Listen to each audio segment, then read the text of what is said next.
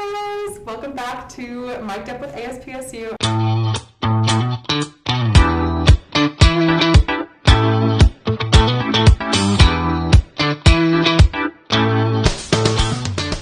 I'm your host, Carol Skiba, the campus coordinator here with the Associated Students of Portland State University, and we bring you our midterm special with faculty members here at PSU. I'm going to hand it off to you guys. Would you like to introduce yourselves and maybe say what you teach here at PSU? Sure, thank you. So I'm Jim Beriault. I am on the marketing faculty right across the street in the School of Business, and I have been here now 3 years, and I teach a variety of subjects, so analytics and selling and basic marketing, and then also advertising campaigns. Just as a maybe special, what's your favorite? What's my favorite? Oh, I would have to say anything where you get into like some marketing science is kind of cool, but then also trying to translate it into real world application is cool. Making that bridge is fun. I'm Patricia Schechter. I teach in the history department. I've been at Portland State for 30 years. I'm very devoted to the wonderful students here. My job description says U.S. Women's History, so I was actually hired to help support what was called the Women's Studies major back in the 90s, now Women, Gender, and Sexuality Studies. I teach a variety of different things, including public history, world history. I've been a department chair. I've been on the executive council of AUP. So I've been here a long time, and I have played a lot of different roles, but they all add up to serving students at Portland State. That's great. Wonderful. And we thank you so much for being here. Thank you. Thank you for all your work here at Portland State. We've just got a couple questions for you today. I'm going to start off with, what are some strategies that you can offer for your students to manage their stress during midterms or other testing or work-heavy weeks? We've got midterms coming up here right around the corner. It's also stressful for us, just to let you know. Yeah. You want to take that one first? Well, I think one of the things I think students, and I certainly did when I was a student, lose sight of is how much you do know. So sometimes reviewing your work and talking through your subjects with your classmates, if you can, even just texting them, can reaffirm how much you do know and take a little bit of the anxiety, I think, out of testing and kind of evaluation that has to go on in classes. Yeah, that's awesome. You know, one of the things, because I'm also, my midlife change is I'm also getting my PhD right now, so I'm also a student and an instructor, so kind of living in both worlds is challenging. It's like having two jobs. So one of the things that I have found when, you know, this stress does hit is when it really gets to a point, get out of the situation, go for a ride, refresh your brain, do something physical, and then come back into that space with a little bit of sort of renewed vigor. Because yeah, you can really wear yourself down if you're just hour after hour after hour. And then, you know, change the scenery, change the vibe, and then come back to it. Yeah. Because you will get through it. Like, you're right, you know what you need to know. And if you can't in this day and age, you certainly find it. So, you know, dive in. Yeah. You get through. Yeah. That's very cool. Can I ask, are you getting your PhD here at PSU? No, we don't have yet. We don't have a PhD program in business administration. We're having some beginning talks on it, which is really exciting because we've been wanting that for a while. We have a new dean, and we feel like there's a huge opportunity in the Portland market. The only other place to get a PhD or DBA is either George Fox or down in our sister schools in Corvallis and Eugene. So there's a great opportunity that we're looking at. So we'll see if it pans out. Yeah. That's very cool. Yeah. Thank you. You know, Patricia, you said that you've been teaching here for 30 years, and I feel like a lot of, at least in my experience over the last 4 years, there's been a lot of turmoil kind of happening on campus. I'm just wondering, how do you feel about the current campus climate here at PSU? Yeah, well, we're all living through a great transition. And I think the university, we are very porous to the city. We're very porous to, you know, the lives of our students and faculty. You know, there's not a lot of separation between, you know, work-life balance. It's like we live here. You know, we inhabit the university in a special way. We bring our whole selves, I think, to campus.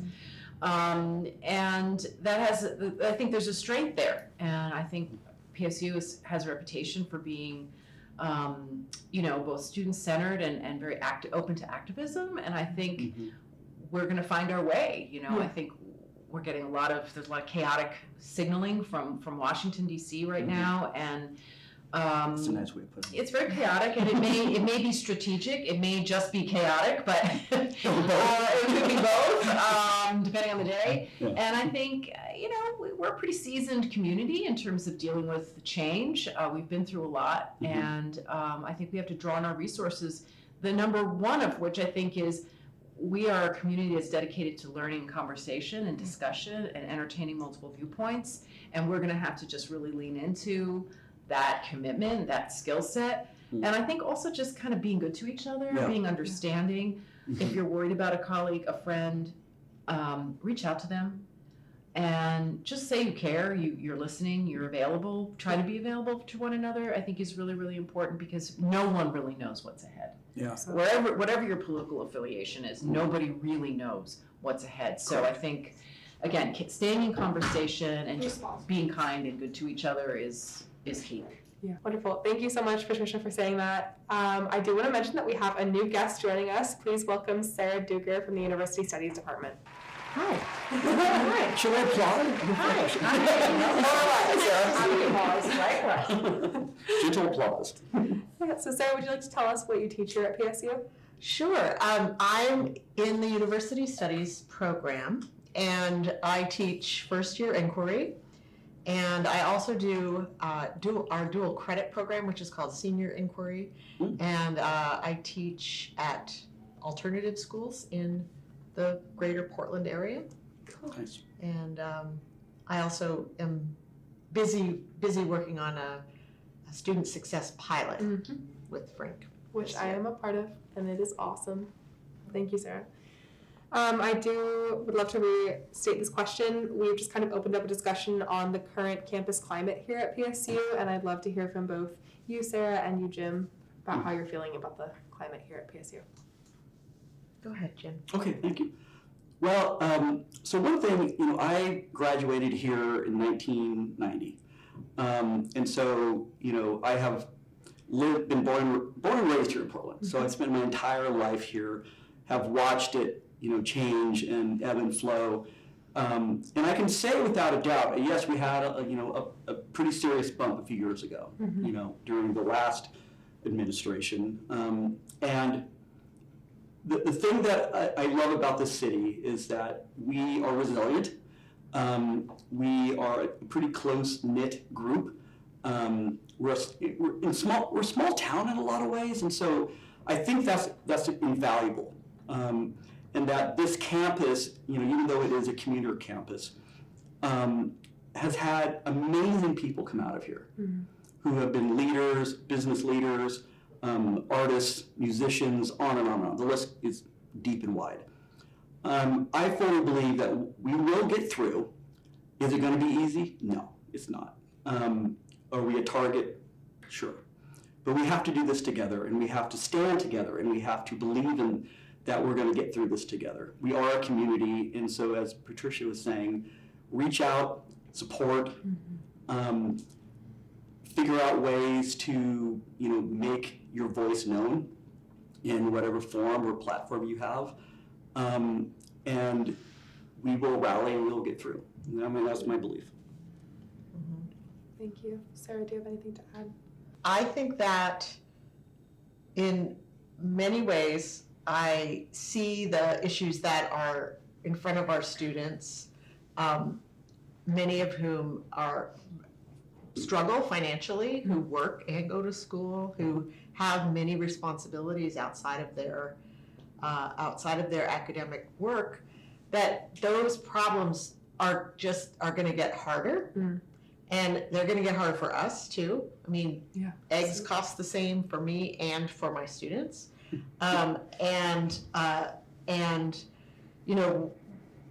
It is a little bit of a waste of my time to fret very much about things outside of my realm of influence, because it just makes me suffer. Personally. So I urge students to learn to articulate what they're observing about the world, about the changes in the world, about the changes around them personally, and then their relationships to institutions, as they learn and grow into community, right? And that they then are stewards of that community. And so I urge that more than I urge, the devil has come. Grab your pitchforks. I just am not. I'm not reactive in that sense. But I'm deeply committed to especially my most vulnerable students. Appreciate that. Who feel really, really scared. And I may not experience the current administration in Washington, D.C. as threatening in the same way that some of my students do. And but at the same time, it's my job to listen, to hear that, and to teach people to hear that, and to then grab our hands together. Absolutely. Metaphorically speaking. I really appreciate you reiterating the importance of setting a boundary when it comes to your consumption of media and of kind of experiencing the issues that happen outside of our realm of control. Because I think that we as students, and especially growing up in this day and age with technology and how much we're able to see on the news, we see so much. And I think that a lot of people feel it weighs very heavily, and it does weigh very heavily for a lot of students here on campus. But I appreciate you mentioning that trying to take too much on your plate that is out of your control does increase your own personal suffering. I think that's really important to remember. Patricia, I know that we're kind of working with a schedule here, and I just had a question for you, I think especially regarding faculty feelings here on campus. What kind of concerns do you have regarding the contract negotiations occurring between PSU faculty and administration right now? Yeah, well, for those listeners who may not be completely aware, we're currently at impasse with contract negotiations between PSU, AUP, and administration. And impasse sounds like a really bad word. It sounds negative, and it does speak to a kind of breakdown in negotiations. At the same time, it is really a legal structure that keeps the guardrails on what is kind of acceptable behavior for labor and management. And so it's not a punishment. It's not jail. It's a technical term for where the negotiations are at right now. And I think the main thing I want to say is that we can settle at any time. We're not, it's not a death sentence. You're not doomed if you're at impasse. We can settle at any time. And I would hope that the parties would get to the table again as quickly as possible to do just that. Absolutely. I appreciate that. Yeah, I agree. Sarah, do you have anything that you'd like to add to that? I don't think so. I feel that just as I guess I don't have much more to add besides conflict really stresses me out. And I don't like to be in conflict with the president. I don't like being in conflict. But I also know that I was an adjunct here at Portland State for 14 years. So I have a lot of adjunct damage in terms of feeling like, oh well, I'm actually never going to get paid what I'm worth, right? Ever. Even if I was tenured, I would not, right? Yeah. But that's just my own personal stuff. I think that that we have really great union leadership. I support what they're doing. I may not be able to psychologically participate in all of it, but it's I'm so glad they can do that work. Yeah. I'm definitely going to take a turn with the question here and kind of ask maybe a little bit more about your teaching experience here at PSU and just kind of what it's like to be a professor at this day and age. Jim, what are your thoughts on AI usage in the classroom? That is a great one because over at the School of Business, we are spending a lot of time figuring out how to integrate. It's not going away. Students are already using it in many different ways. And so I'm very much of lean in and figure out how to integrate into lesson plans.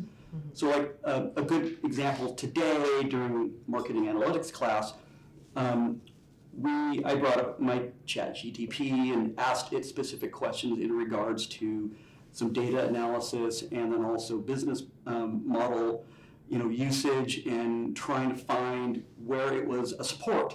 Interesting. And the key around it is that once, the hard part is for a lot of students is they don't have the experience level yet in terms of scrutiny. And so they'll take it and be like, well, that sounds great, and I will apply it, but then professors like ourselves are like, okay, come on, there's no way A knew that, it's not in the text, you can't Google that, it seems off, the word usage is not correct. And so we can see it instantly from an experience standpoint of like, where did this come from? So imparting upon students of, it is a brainstorming tool, but your job then is to do the analysis, to weigh, the variables of irrationality and emotion and demographics and client need and all these other variables that really modify the output. And that if you use it as a great brainstorming tool, it's really quite good. Yeah, I can see that. But teaching how to use it correctly is what we're here for. The other part of it is, as a university, we really haven't decided what is our goal in terms of teaching its use. Is it really focused on efficiency, speeding up processes to get to an answer where you can do analysis, or are you just going to cut and paste and use it as, here's an answer? And so that is really hard because it's too new. It's evolving so fast and with so many different uses. Like every day, I swear there's like another app out. What do you pick? And students, I've listened to some of the students here in ASPSU talk like, I don't want anyone to touch it. I don't believe in it. I don't want to deal with it. And that's fair, but it's here, it's not going away. So how do we as professors and teachers and instructors go, here's a great way to integrate it into your learning? And that's really the struggle right now. That's very interesting. Integration rather than kind of eliminating that as a tool. Oh, yeah, it would be like saying, oh, you can't use a word processor. I mean, honestly. You can't use Google. Yeah, I think from my perspective as somebody who works with first-year students largely, that it's super easy, first of all. Students who used it at, say, in high school, and then now they're like trying to pass off an essay that is clearly a ChatGPT essay as their own. What I try to do in my classes is give students the opportunity to learn about their own voices, right? And to develop their own voices across a diverse kind of diverse field of writing opportunities, right? So what is persuasive, writing like? What is discursive writing like? How does a historian write? How does a literature person write? How does a psychology professor write? Like, what are these discourses, and how do we understand ourselves vis-a-vis the discourses, right? So that's and for ChatGPT can be useful for doing stuff like brainstorming or like taking structures and changing them into other structures. But I think that from my perspective, the use opportunities that we'll have down the road come out of, I should say, good use comes from a well-trained critical thinking Very cool. framework, right? So how do you work with students to develop a critical thinking framework for themselves that feels authentic and meaningful and strong, right? Yeah. So that then they are able to use a tool with understanding its limits, understanding its efficiencies, right? Which I think especially students who are, I do a lot of career readiness work in my stuff, and I mean, AI is genius for trying to process all of the stuff related to job seeking and resume tweaking and keyword finding and all that kind of stuff. It's really great. Yeah. But I think that it's not great for like a essay on analyzing Kendrick Lamar lyrics. Which would be interesting. That would be interesting. Thank you So, so much. I don't know, what do you think?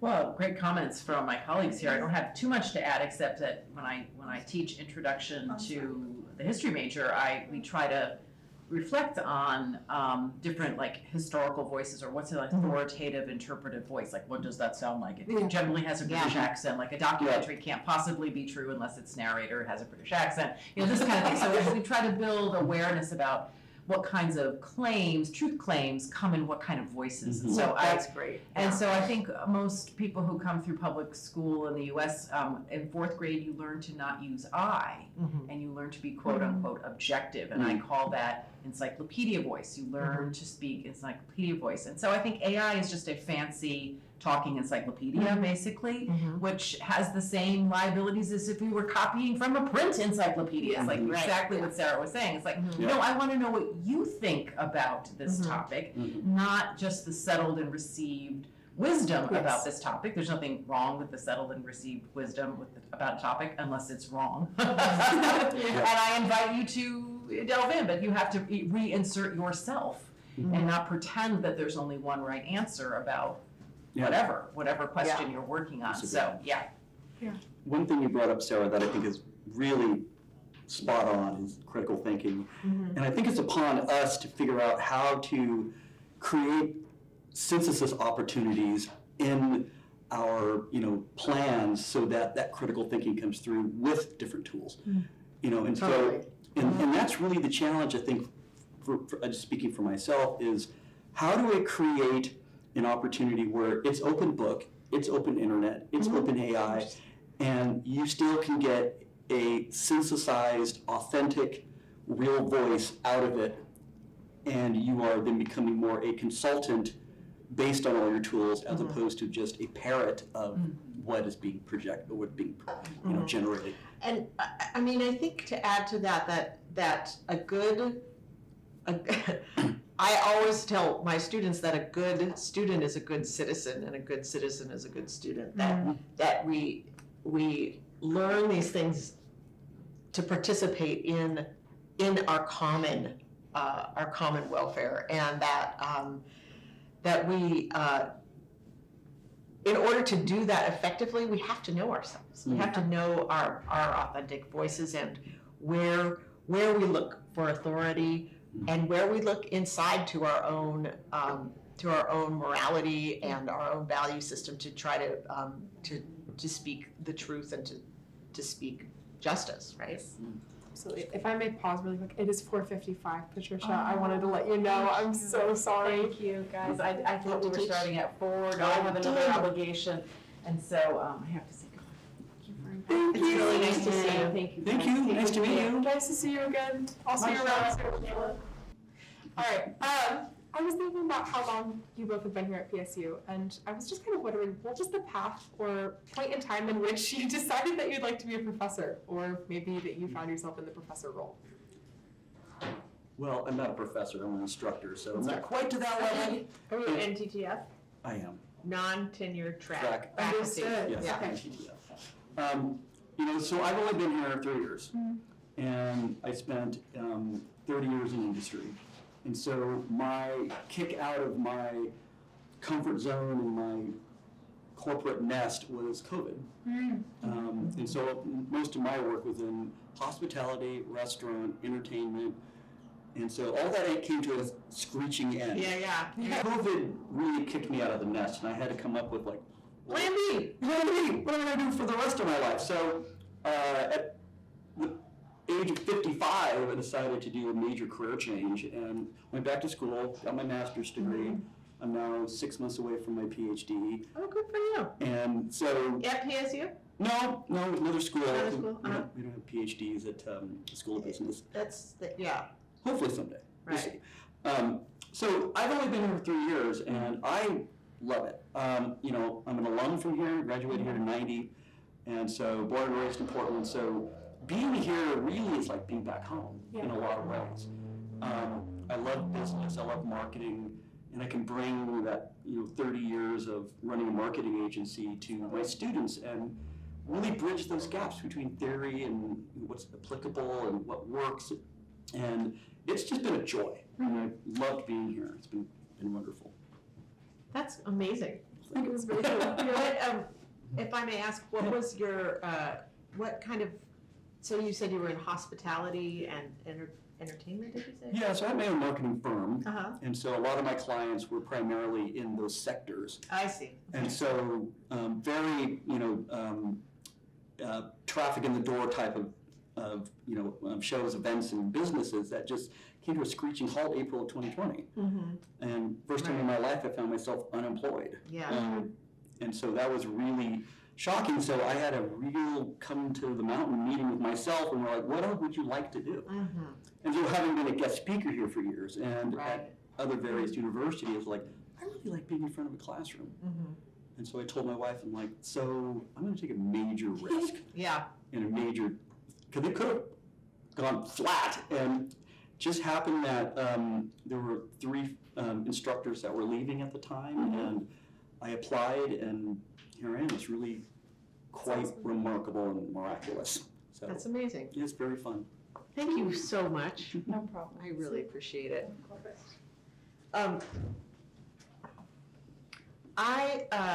I went to Reed College and Oh, nice. graduated in 1992 on the other side of the river.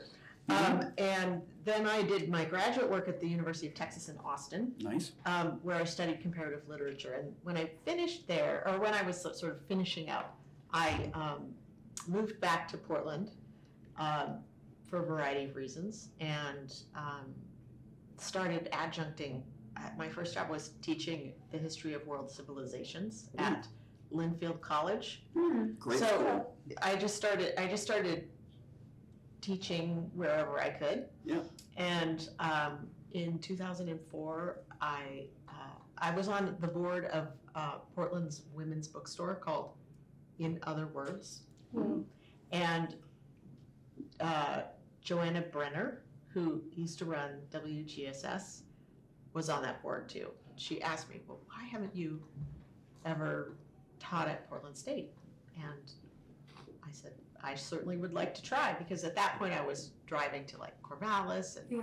Olympia Oh my and gosh. McMinnville, and I mean, I was just like, and making, and also always having another job, right? Mm. Like I worked at a design company and at a newspaper and at a center for homeless teenagers, just like all of these different kinds of jobs, which ultimately was good because it brought me into community really seriously, Mhm. and it allowed me to be teaching the whole time.